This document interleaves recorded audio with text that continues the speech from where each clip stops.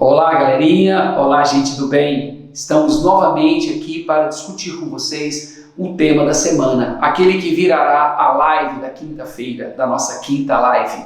E desta vez um tema pesado, um tema que incomoda nós, verdadeiros brasileiros, e principalmente seres humanos verdadeiros, aqueles que nos incomodamos para com o outro, que é a fome, e especificamente a fome no Brasil. Agora, em abril, um relatório apontando sobre a crise alimentar, a insegurança alimentar no Brasil em 2020, correlacionada à Covid, mostrou que em torno de 55% das famílias brasileiras tiveram em algum grau de insegurança alimentar. O que significa isso? Pessoas que não tiveram qualidade nem quantidade suficientes de alimentos. Não puderam fazer o seu café da manhã, o seu almoço, a sua janta, suprir as suas necessidades calóricas diárias. Portanto, desses 55% dos lares brasileiros, muitos estão em fragilidade de fome, que corresponde a 9% das pessoas do Brasil. O que significa dizer? Estamos em quase 20 milhões de brasileiros passando fome.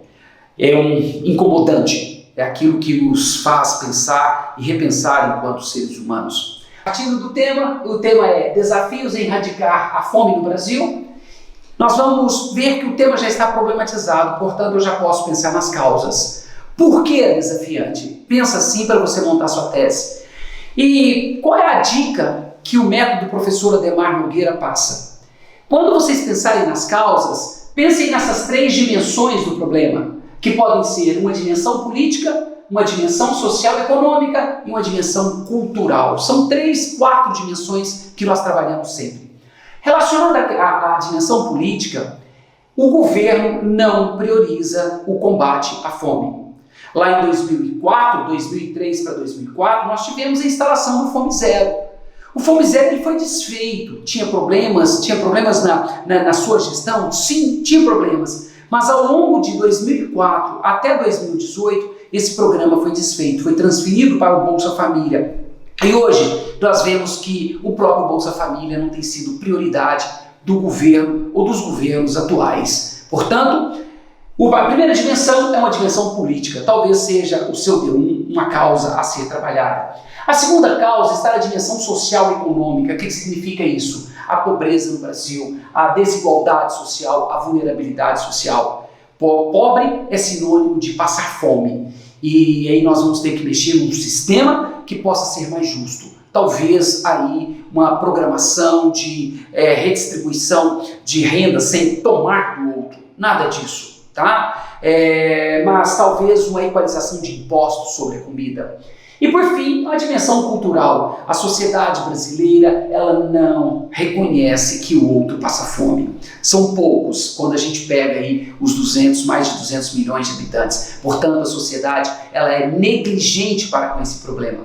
São as 3 dimensões que vocês podem atacar. Causas que eu discuto no meu desenvolvimento 1, no meu desenvolvimento 2, eu faço um desenvolvimento 1 com a dimensão política, falo do governo, falo dos governos, falo deste que está aqui nesse instante, falo do governo do PT do passado. Eu vou pedir para vocês que não dê nome a governo do PT, governo Lula, governo Bolsonaro. Falo o Estado, falo os governos, né? Isso fica, a sua redação, ela fica mais leve, você não acusa diretamente alguém, a sua argumentação ela fica mais potente. Tá? Então, fala do problema, mas não precisa ficar falando do nome dos indivíduos. Tá? Isso então fica bem claro para vocês. Falei então da dimensão política, falei da dimensão cultural, por exemplo. Né? Elegi um e elegi outro. E agora a minha proposta a proposta de intervenção não é proposta de solução, porque nós não vamos solucionar a fome no Brasil, nós não vamos, mas nós podemos minimizar essa questão. E aí, o que eu pensei para vocês? Nós podemos dividir, nós vamos casar. Poder executivo, eu falei da dimensão política, certo? Sociedade, eu falei da dimensão cultural. Então, e o poder legislativo? Pode entrar principalmente na dimensão política, na dimensão social e econômica. Então, estão aqui os agentes. Mas o que esses agentes devem fazer? Que é a ação principal, tá? Vamos lá? Se você falou da dimensão intervenção política, vamos mexer com o Poder Executivo. O que o Poder Executivo ele pode fazer?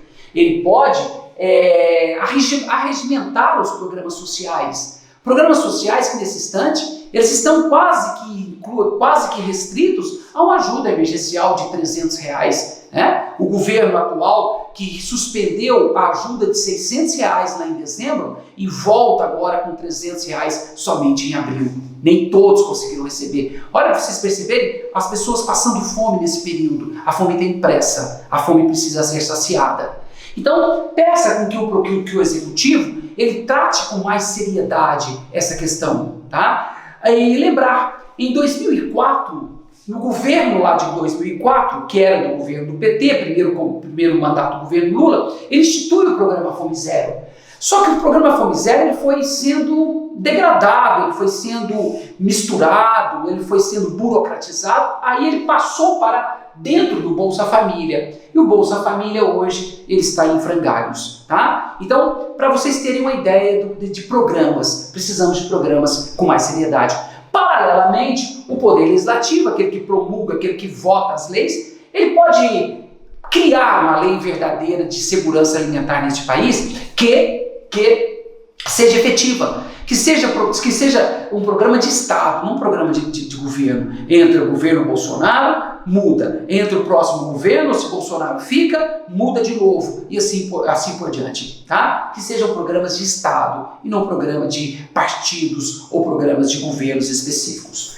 E por fim, professor, a sociedade. A sociedade ela pode se organizar. E aliás, ela já tem se organizado. Vocês não vão ser injustos, tá, gente? A sociedade já está organizada. Por exemplo, se a gente pega a CUFA, Central Única das Favelas, ela tem feito um trabalho maravilhoso, mas a gente pode fazer com que a sociedade passe a reconhecer mais a fome.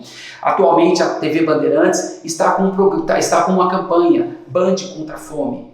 Então, a sociedade, seja sociedade civil organizada, ou seja o indivíduo, podem organizar mais mutirões. Mutirões de combate à fome para mobilizar as empresas, mobilizar o governo, mobilizar as igrejas, tá? etc.